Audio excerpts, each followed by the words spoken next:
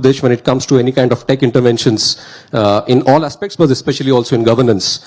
So, can you give us a sense of the outlook towards tech-enabled governments, where we stand right now? What do you think are the possibilities going forward with the advent of new technologies, with blockchain 2.0 and so on and so forth, and some of the initiatives that have been very impactful?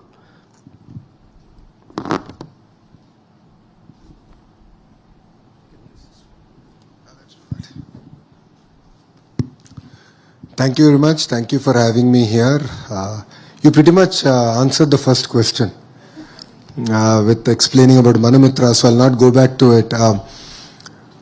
But in Andhra Pradesh, we use technology as an enabler to sort of take not only policies to the citizen, but actually look at how we can serve them better. While other states have different maturity levels, Andhra, I believe, is a bit ahead on the curve. If you look at a few examples, I mean, we can go about it all day, but I would like to give a few specific examples of what we are trying to do in Andhra Pradesh. If anyone has followed Mr. Naidu's, our Chief Minister's speech pre-2024 election, he's been talking about skill census. While entire country has been talking about caste census, he's been talking about skill census. And then after we were elected, he gave the task to me. And like a typical politician, I went about saying, let's do this traditional way of doing a census. I did it in my constituency, Mangalgiri, and rest assured we fell flat. We can't really assess skills across close to about 400 odd traits and the amount of depth that it requires. Then came the entire discussion of how can we use conversational AI as a base to do what I call a skill assessment. Census is a very far-fledged word, at least skill assessment, the level at which they are. So think about it like any job portal on steroids, where it's not only about supply and demand aggregation, but we are now using conversational AI to assess the skill level of a carpenter, of an AC mechanic or a lift mechanic. This is the power of technology. We just launched it. We are just about completing our pilot. Before India hosts the AI conference, I think in March, we expect at least about 500,000 youngsters to actually be assessed. Two, we are using the same portal to do mock interviews, where we can enable our children who just finished their collegiate education to actually sort of get these mock interviews, tests, and how can they be confident when they go for an interview, because this is probably one of the very first interviews that they're doing in their life. So this is one example of how we are able to use AI and technology far better and really solving true problems. And that's something that we've sort of set ourselves apart. In terms of land records is something that plagues India. It's a huge challenge for us. Quality of a land records. Andhra is no different. Governments are to be blamed. We come out with reforms which we think will transform it, and we end up actually hurting it more than we've sort of changed. That's where we believe now technology like blockchain can help us. So we are in the process now to bring all land records onto blockchain, where there is traceability, because historically technology has been used to change titles overnight for a period of 24 hours and then revert it. So these are things that we've also struggled with as a state, and that's where blockchain is being used. Government services being delivered. Yes, 1,000 services are on a single WhatsApp number, and I believe that's just the beginning. I call it, we're testing the water, where generative AI can actually be used to deliver better services.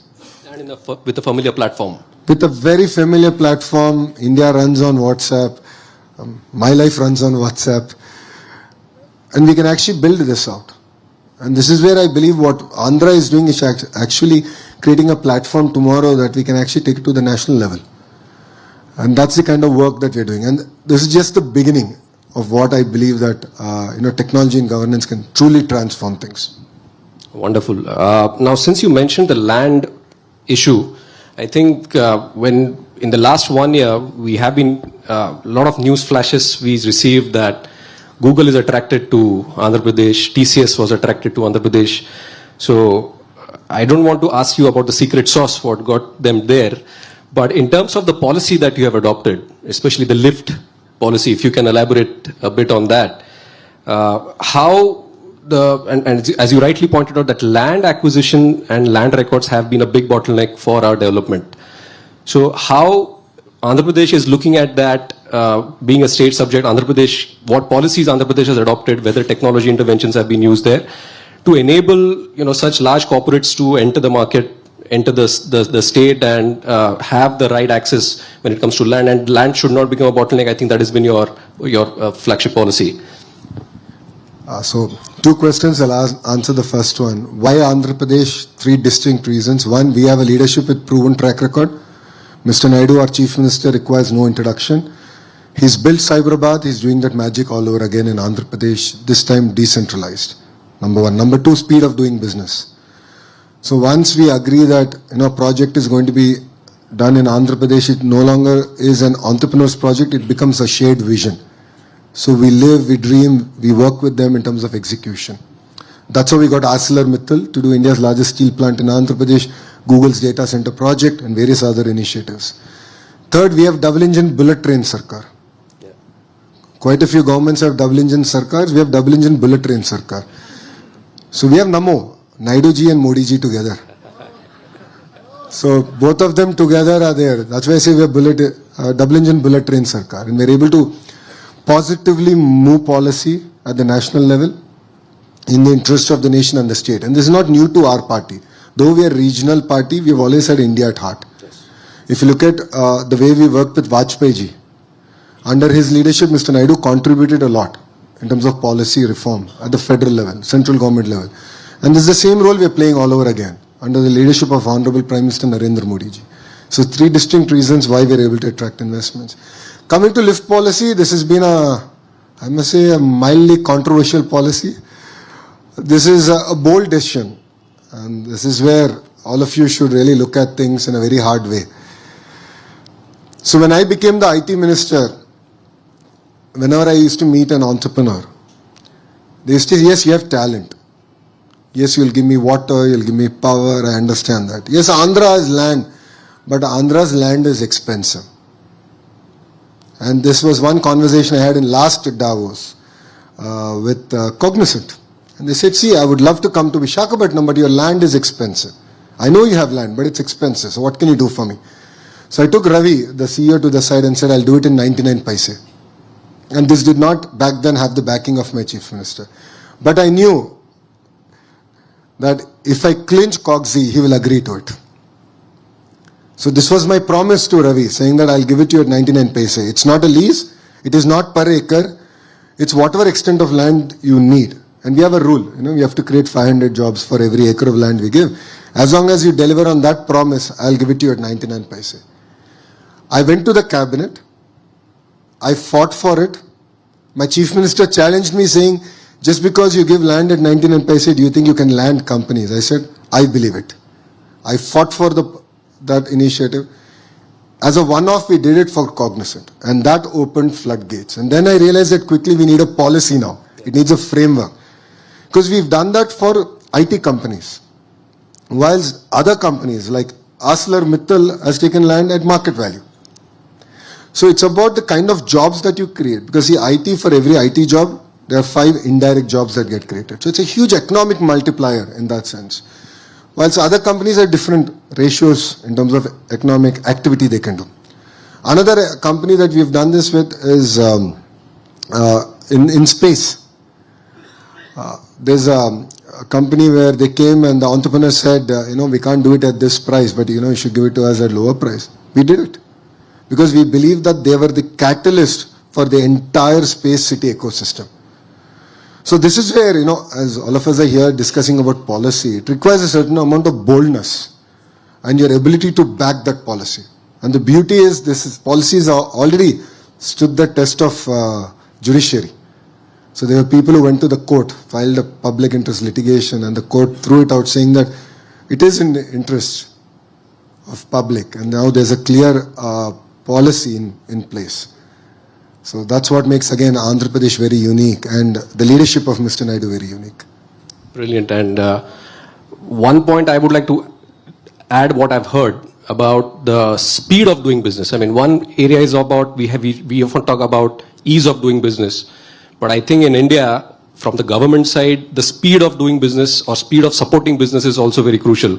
So I was reading a statistics, and we were discussing with someone that for let's say a GCC, for land or acquiring a land and getting all the permits in place for construction, the average time in Andhra Pradesh is a few days versus at least a few months in other parts of the country.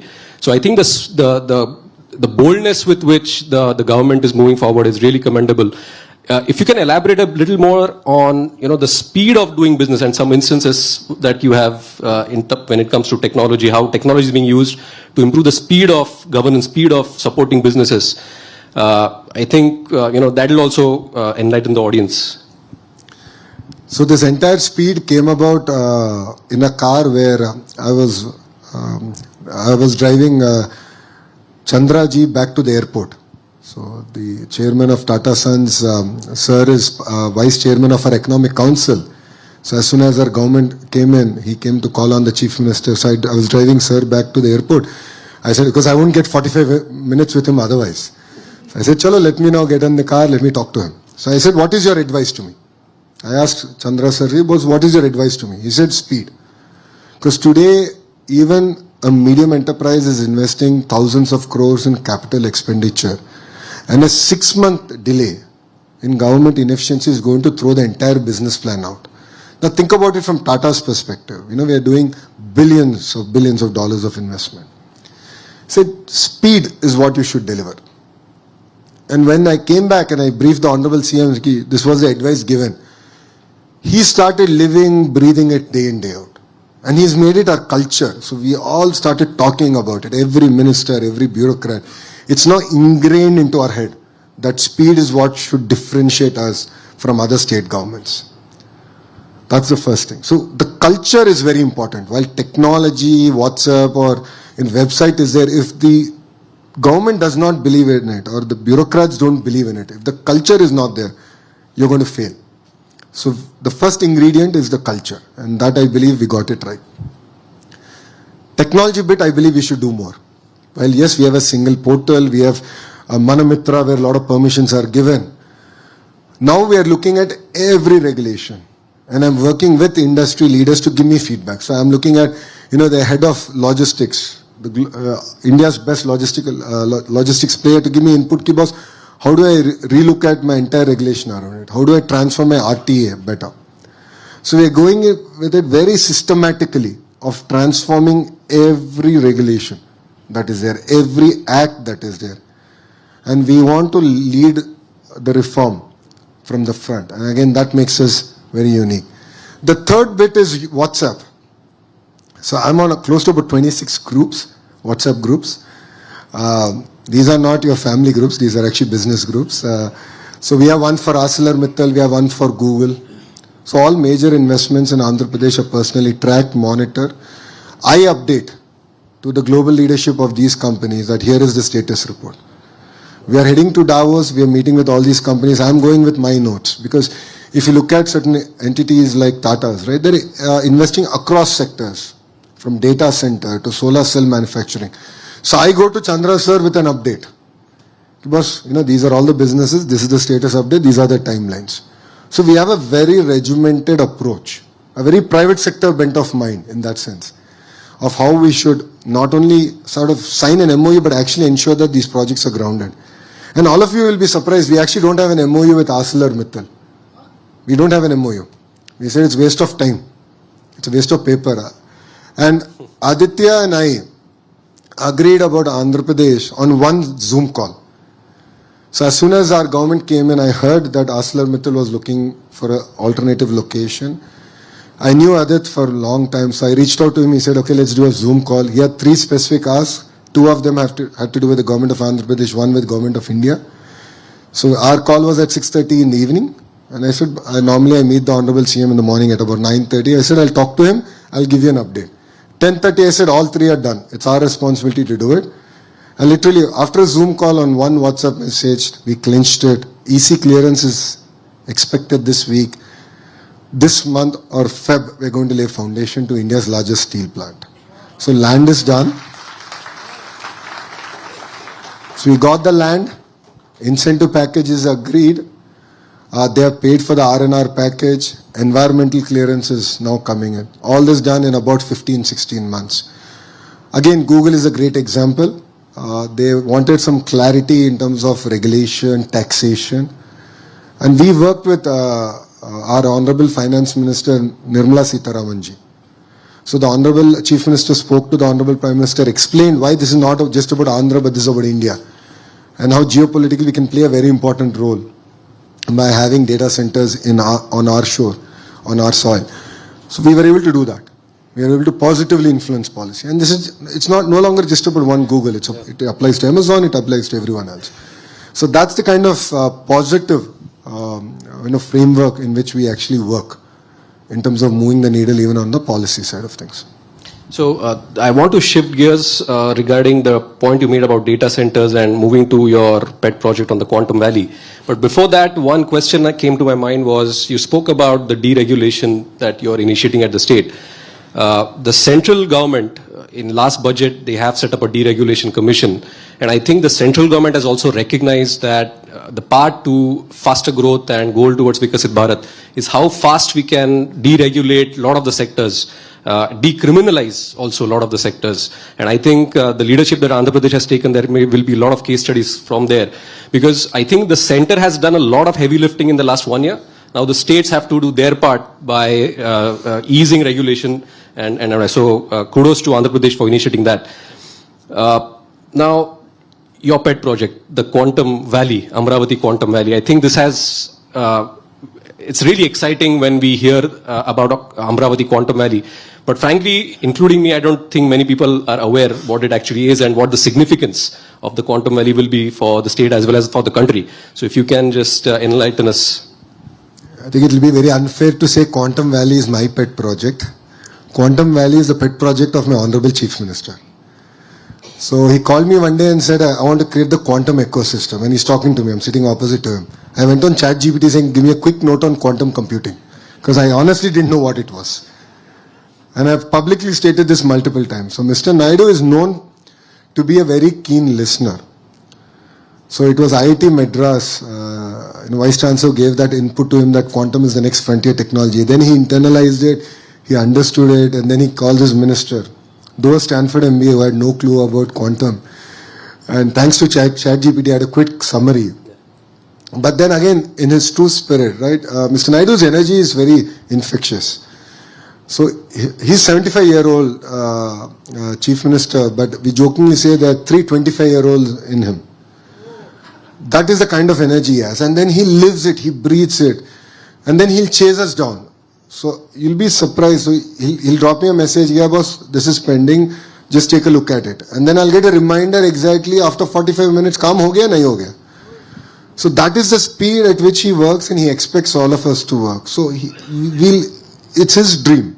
Right? The entire quantum ecosystem was his dream. And then he got this to us. So like his energy is more infectious than COVID. And it comes to all of us. And then now we all start living and dreaming it.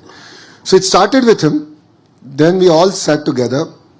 We got the universities together, global institutions together.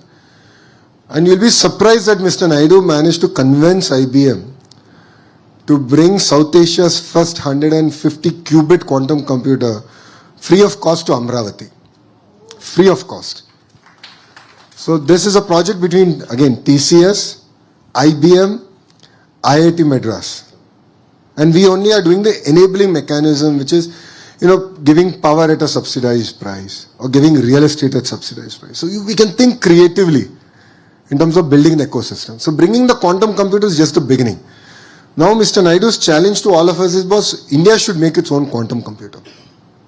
Research mein kya karna hai? So as you rightly said, Government of India is really working very systematically in creating frameworks, giving us the required funds. But then all these projects have to be led at the state level. So India's quantum mission has come only to a certain extent. But after Andhra announced its quantum mission, every state is sort of chasing that dream. But Andhra is now ahead. So we're getting use cases out there. We're working with institutions. As an education minister, now we're getting the entire curriculum going around quantum. And then I'm going and attracting all the companies that go about building the value chain, the verticals of the quantum ecosystem.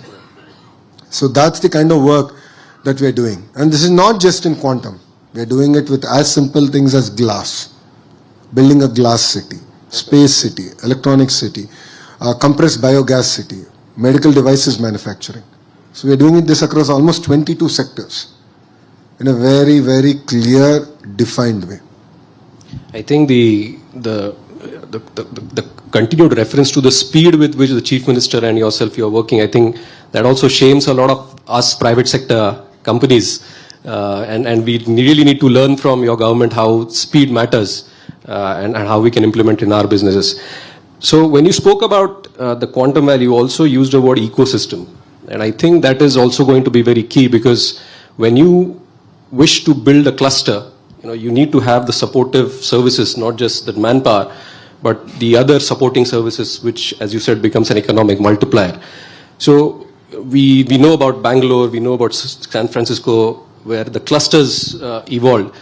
Now, what is your strategy, I would say, to, how do you see that ecosystem getting built in Amravati and perhaps also Visakhapatnam going forward? And what are some of the incentives that you're working towards that? Because ultimately for the ecosystem to build, you need to get people there and build that social stickiness also there. So how do you think this can be brought about, and what learnings you could have for other states of India? No, I truly believe that the way we are sort of attracting investments and sort of seeding them as a nation, there's a lot that we should do. I believe in the power of the ecosystem, and I call it vertical and horizontal integration in a cluster. Now, what do I mean by vertical and horizontal integration? Let's take mobile phone as a great example. You need the housing, you need the screen, the haptic engine, the Li battery, the packaging material, the accessories and all. My belief is that all this should be in a 100-kilometer radius ecosystem. This is what I call the verticals that go into this ecosystem. Now, horizontal is where, again, my ministry plays a very important role, education. So do have content ready, curriculum in place. Are my ITI polytechnics doing their job in creating blue-collar employees, training them, certification? Then all these companies need to get their equipment certified. Is that ecosystem there? I'm sure none of you know one fact. 50% of India's air conditioners get manufactured in Andhra Pradesh. 50%. With LG, Blue Star and Daikin now coming in, it will go to 70% in the next 2 years. But then I'm now running behind them. I'm like, okay boss, give me the curriculum. Because you need workforce. You define the curriculum. We will implement it. We'll go about doing it. Then I'm working with the sort of testing agencies, certification agencies. Because if I have to send a heat pump to Europe, every time I make any changes, I need to send the pump and the engineer to Europe. It costs me $500,000 for the companies. It doesn't make any sense. Why can't that be here? Because then I'm making 70% of India's air conditioning. Now take this to the next level. We're doing this with glass. We're doing this with the space ecosystem. We're doing it with this electronics manufacturing, compressed biogas, medical devices manufacturing, pharma, data city, quantum, about 22 such verticals. 8 out of 10 solar panel manufacturers are setting up their facilities in Andhra Pradesh. 3 of them have already started construction. Another 3 of them were cleared a month back. 2 of them got cleared in the last cabinet, which was yesterday. That includes Tatas. 8 of them are doing. Now I have to build the entire ecosystem. So we're going about it very systematically, working with them, and then that's where education and all the supply chain sort of falls into place. And this is very important, not only for Andhra, but for India. And that's where I believe that we have to do a very systematic approach as a nation. So, in addition to the ecosystem development, what you mentioned, I think we also need to look at how do we run these data centers in a sustainable way. And we all know that data centers consume a lot of energy. They need a lot of water for cooling. So how do these measures, what kind of measures the state government is looking at to look at sustainable development of these data centers and these clusters, and anything that you might have written into the land allotment records to ensure that the energy benchmarks and the water usage benchmarks are followed? See, now every global company, an Indian company, is looking at ESG Yes. as a very important responsibility. So they are equally interested in making investments sustainably. What makes Andhra Pradesh again very unique is our renewable energy ecosystem. So we have solar, we have wind, and we have the pump storage projects. So I can give RTC renewable energy. And all these projects, one is already, 2 gigawatt PSP is already operational. Close to about now 20 gigawatts of PSP is going to become operational in the next almost 5 to 7 years. So I can give round the clock renewable energy at a price point that the world has never seen. So we are blessed with good terrain. So we have good terrain where all these projects can be seeded. We have good radiation. Andhra our summers are quite warm. So we have that advantage, and we have good wind zones. In the southern part of Andhra is very good wind zones. So again, they're meticulous execution, making sure we deliver on a promise of renewable energy, and building out again the green grid, where this energy can move to Vizag in different parts of India, and RTC renewable energy can be delivered. So that's where sustainability comes in. So yes, there will be a certain amount of base load that will be powered by gas, thermal, and fossil fuel. But the greater part of it is actually going to be renewable, and we are quite clear on it. And this is a conversation that we have had with all the companies that are making investments in the data city. That part is clear. In terms of water, again, if you look at Andhra, we have two major rivers, Krishna and Godavari. Krishna, there is water shortage, but Godavari has a lot of surplus. So thousands of TMC actually go waste every year. Now Polavaram project is getting built to harness that. We're looking at a lift irrigation projects where we're going to bring all that water to different parts of not only Andhra Pradesh, we can actually deliver water to Tamil Nadu and even Karnataka. So that is the way we're looking at it. So linking of rivers is going to be very, very critical in the long run. Water security is going to be very, very important. So CM's view is very clear. Not even a drop of water should go to the ocean. So we have to harness it, we have to store it. Again, we're using technology there to figure out how to move water cost effectively within the existing irrigation grid. So that's where we already have a lot of water, especially the northern part of the state has a surplus amount of water. So our ability to use it, harness it is going to be very important. And more as investments happen in the data center ecosystem, right? And globally I've seen even companies like Intel, where they're now using air-cooled systems. Very, very cost-effective solutions. So more and more you will see cost-effective for the data centers. For data centers. So more and more cost-effective solutions are now coming about. So there will be transformation even in that sector. Great. The other area I would also like to touch upon is you have also been a very active supporter and initiator of process reforms for industrialization across Andhra Pradesh state. There are some, I've heard about some process reforms that you have initiated, and in fact, the Chancellor of Gokhale Institute, Mr. Sanjeev Sanyal, he has also initiated a lot of process reforms at the center, which are also helping the states. As you make the state pitch for investment, it is also inherent that investment would be looking at other green pastures outside of Andhra Pradesh, and you'd be competing with a lot of states. So what do you think is the secret sauce that Andhra Pradesh offers, and why a lot of companies now are choosing Andhra Pradesh versus other states, especially from a deregulation, from a process reforms perspective that you see?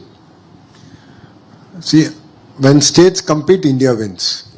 That is my single mantra. Brilliant. States have to compete, then India wins. And competition is good. It makes us all fit. If states are complacent, we are going to lose. So today, if you look at investments, after Andhra Pradesh, it's Orissa that's attracting a lot of investments. Whoever thought about it? But they're doing amazing work. So for me, I know, that's one state I need to watch out. Maharashtra is doing some amazing work. That's another state I need to watch out. So everyone is now starting on this reform cycle, and I believe that Andhra Pradesh should be number one. So in labor, we have done a lot of work. In speed of doing business, in single window clearance, we have done substantive work. But I believe it's just the beginning. I think we have to do a lot more to really deliver in spirit on the speed of doing business. So that's where I believe we differentiate. But the most fundamental thing is the culture and the approach of the political system and the bureaucratic system, that speed is the metrics on which we will all be measured on, is what makes us very unique. And please understand that policy changes have to happen, but it can only happen when there is a clear political will and backing. So what all of you see today is, yes, Andhra Pradesh is back, Andhra Pradesh is competing, we are number one in attracting investments. Yes, but a lot of political changes have happened before it. 50% of our MLAs who won in 2024 are first timers. 50%. 17 out of the 25 ministers are first timers. So I am actually one of the senior minister in Minister Naidu's cabinet. It's not my grey beard. It's my second term. So that's the kind of political change that has come in before we were able to lead in terms of government. So this is very, very important. While the chief minister might have a vision and willingness to do it, his political team should back it. Every minister should live, breathe that vision. And I believe this is something that we all underestimate in India. So yes, single window clearance is important. Yes, having a single website on which we can get everything done is important. No second thoughts about it. AI is going to play an important role. WhatsApp will play an important role. But please also understand that the political support is very, very important. I believe it's actually one of the more primary pillars, where your legislatures, your ministers are supporting the vision of the government and the chief minister. Only then can such projects get grounded, seeded, executed to the level that India actually should execute. So when we talk about ease of doing business and speed of doing business, the other aspect that comes to my mind is the foreign direct investment into the country. Over the last 1 year, we have seen the issues associated with rupee depreciation, rupee volatility, and a lot of the economists and experts that we hear from, one of the underlying major factors has been the net inflows of FDI as a percentage of the GDP, which is affecting the rupee volatility. And a lot of FDI coming to India, which is the sticky capital versus the fleeting capital, what is FPIs. That sticky capital or FDI, foreign direct investment, they need certainty, they need ease of doing business, they need simple rules to build and run factories.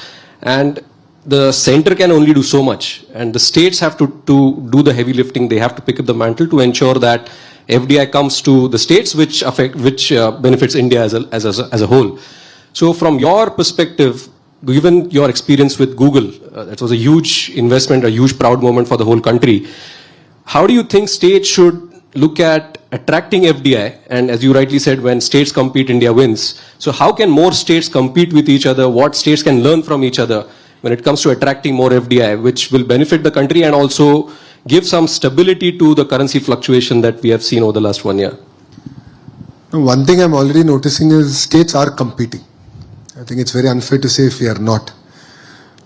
Recently you would have seen my Twitter fight also on it. But I think that's good. That's good for the nation. Saying that execution is going to be critical. Yes.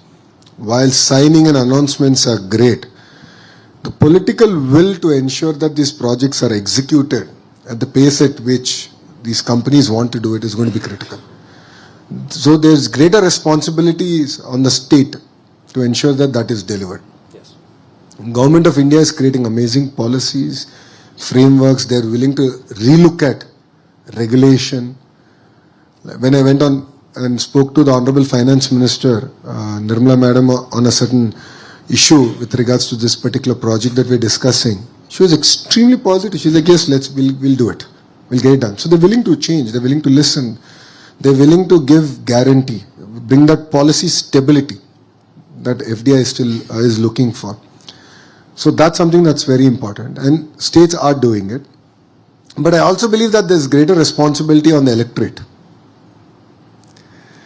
So Andhra, if you look at it, between 19 to 24, certain state agreements were reneged. So PPAs were cancelled. Certain companies were, for lack of a better word, harassed. So it's important that the electorate also understands it. Because see, we are a very young democracy. And majority of our voters will also be first time voters now. So it's very, very important that they understand the importance of continuity of government. So, and understand the importance of long-term vision. Because to be fair, you know, I keep telling my team, all the MOUs or all the investments that we land in the first 2 years are the only investments where I can show progress before I go for electoral cycle. You know, the large investments. Because after the 2 years, we will land, but results will come beyond my electoral cycle. So it's very, very important that even the electorate understands this. And as politicians, you also explain it better. Right. That continuity of government is very, very important. If you look at even erstwhile Andhra Pradesh, right? If you look at Hyderabad's development, the continuity of government in 1999. So Mr. Naidu became the Chief Minister in 95, went for an election in 99. And that gave tremendous amount of momentum for erstwhile Andhra Pradesh. And that's how Microsoft, ISB, all that magic sort of kindled, and they were the catalyst and the trigger to sort of roll things out. So that is equally important. Yeah, I love questions. Okay, so I think We can take. we have some time, so we'll open up for some questions Can we for go the at the minister, back, and we'll be please? very specific and to the topic at hand, please. Rapid fire. Rapid fire, but to the topic at hand, technology and society. At the back, Obi, to your left. Yeah. In the interest of time, we'll cap it at 5 questions if everyone's okay. Yeah. Yeah.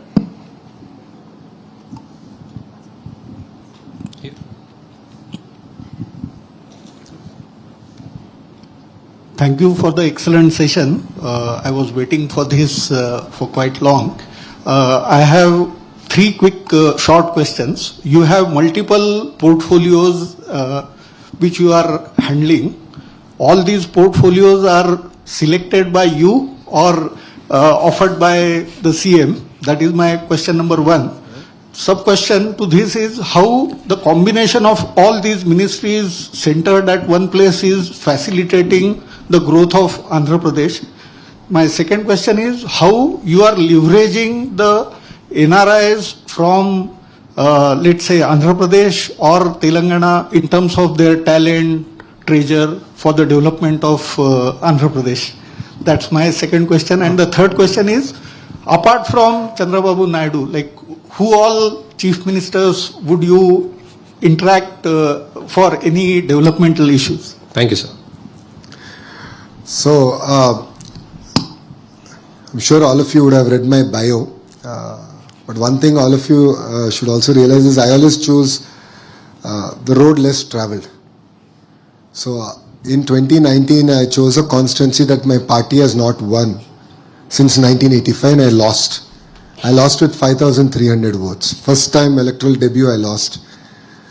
I stuck at that constituency for 5 years. I worked hard and I won it with the 3rd highest majority ever in Andhra's history, which is 91,000 votes.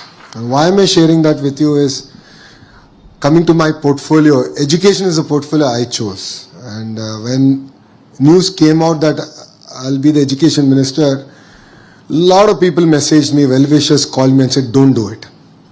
And the reason they said that is, there are a lot of teacher unions, any decision you take is exceptionally difficult to implement, there are a lot of hostels, God forbid anything happens, you will be held accountable. And I said, that's the exact reason. That is the reason I want to take this challenge up. India's future depends on quality of education. And it requires someone who's sort of seen the world, who understands the ingredients better, and actually go roll up the sleeves and say, yes, I'll bring about the change. So that's a portfolio that I asked. I really wanted to do it. And, I'm really lucky that the Honorable Chief Minister chose me for it. IT electronics, I already thought education was a lot. I thought, I wouldn't have that bandwidth or time, but the Honorable CM then realized that, yes, education, tech sort of fits in very well. Again, IT, quantum is going to be important, so he aligned that. So the second portfolio is given by him. Third portfolio is real-time governance. That's again augments very well with technology, KPI-driven governance. So that came naturally with IT and electronics to me.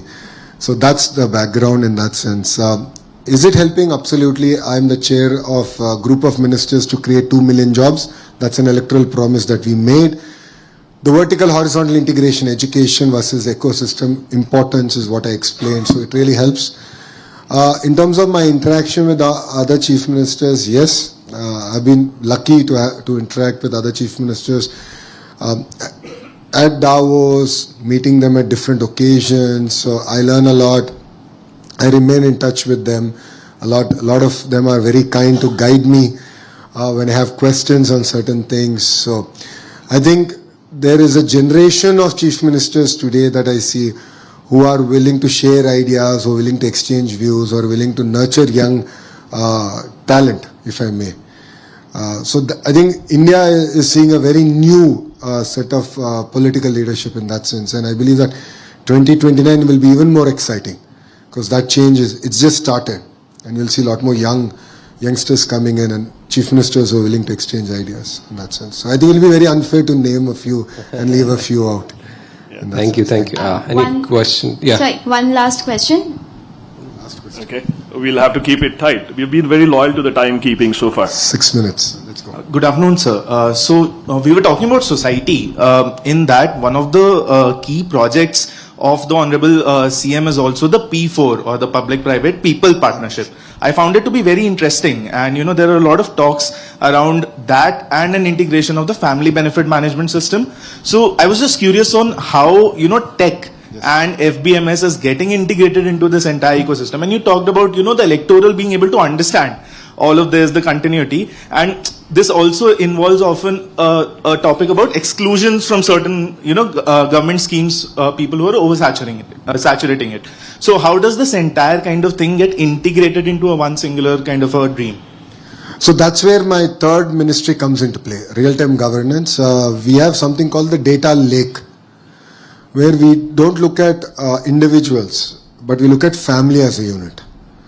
So I look at family as a unit and we use data to understand ki family ka income kya hai, and then how do we sort of pull them out of that cycle of poverty, and how can we use various state or central government schemes to sort of target and pull them out of that cycle. So that's something that we've done, and that's where the P4 comes in. See, society has been kind on all of us. We've had access to good education, ecosystem, but there are a lot of people who haven't had it. So people who've had that advantage, who've used that benefit, we believe that they should contribute back to society. And it's not money. So I want to be very clear. It's not just about money. It's about counseling, nurturing. See, I am who I am because I had an amazing family ecosystem that stood by me during my tough times, right? They continue to guide me. I could have called, there were gazillion times I called my father and said, this is a challenge. Can you guide me? Or my mother, or even my wife. Right? I would always take feedback. Not many have this. Not many have a family that is exposed as much as my family is. But then there's responsibility of me to adopt families. Go spend time with them. Give them this insight. If there's someone who wants to get better education, give them the lay of the land. Expose them. That is the actual strength of the P4 model. So using technology, of course, to use and sort of guide in terms of what are the schemes, benefits, that's one part. But the larger part is actually guiding them, motivating them, and giving them that opportunity to pull them out of that cycle of poverty. So that is what again makes P4 very unique. Thanks. Thank you so much. Minister, you have been extremely generous with your time. You have been gracing here and gracing the event with your presence and your insights. I think it's very promising for all of us to hear from the minister and get a sense of positivity and hopefulness from the next gen leadership of the country, which will lead to much better outcomes for the country as a whole. So thank you so much for your attendance, and thank you so much. Thank you so much. I request everyone to please be seated as we wait for the security apparatus to lead the minister out and keep the hallways clear. Thank you so much, sir, and thank you, Siddharth.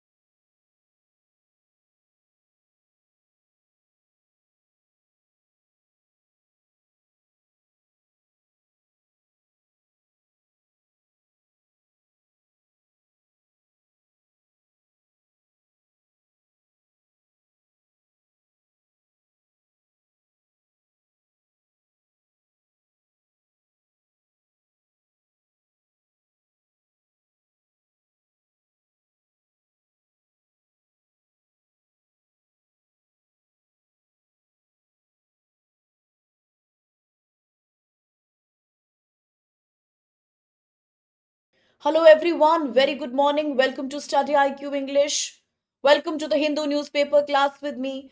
I am Soumya. Like every day, you and I will be looking at UPSC relevant articles from the Hindu newspaper, the New Delhi edition.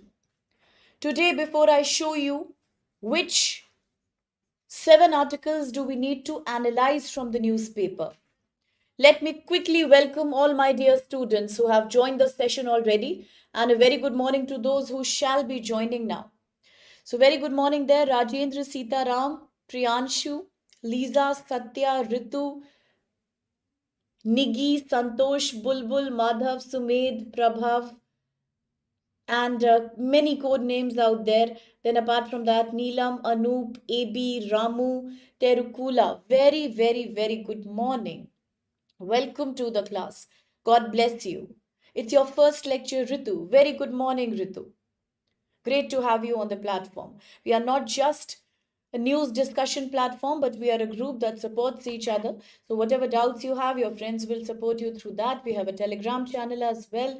And the idea is to clear the prelims exam and also to have a solid understanding of all current affairs, all of them by linking them together in the easiest and the most fun way possible. So, good morning, Abhay, good morning, Madhu, and good morning, Adi. I understood, Terukula. You are traveling, but still you will be logging on to the class, and that's wonderful to know so that you don't miss anything. And in case you do, then we are there to support you. So, good morning. Many other code names there. As my other aspirants join in, let me quickly show you that I have 7 articles from today's newspaper. The first 2 articles are editorial articles, okay, and the third article is on climate change. It is a lengthy article. Let's cover that up. Then you have some very exciting newses today. Exciting because we need to do a map work properly. Like every day, today I will take you to another country. Yes, we will travel to West Asia. I will take you to a country called Syria. I know all of us are aware by now that West Asia is in deep instability. It has seen decades of genocide and violence now. Today we are looking at Syria. So the article is a very short article on page number 14. It's a very small excerpt that just says that new forces, new clashes are now happening in Syria. But then you know that our job is not to look at the news. Our job is to dissect the news. So I have got entire Syrian map with all the background of everything that has been happening in Syria since 2011 to now. So today we will understand in detail Syria. Just like we have understood in the past, countries like Yemen, countries like DRC, countries like Sudan. Today is, and also Myanmar. Today is the chance for Syria. So I look forward to that discussion. But before that, let's quickly finish all the other news articles. Very good morning, Priyamvada. I'm absolutely well now. That's so kind of you to ask, Satya. And very good morning, aspirant Yogesh, Sagarika. Okay, let's quickly start with the first article itself. All right, let's break down this article in detail and then we shall go to Syrian map. Sumit is also here. Okay, very good, Terukula, the Tata sport, excellent. Pranarithi, Abhilash. Okay, let's start now. The first article for the day, editorial page, page number 6. Nat Grid, the search engine of digital authoritarianism. Let's break down the title of the article. Authoritarianism. What do you mean by that? Dictatorship. Some kind of a rule in which one person has monopoly.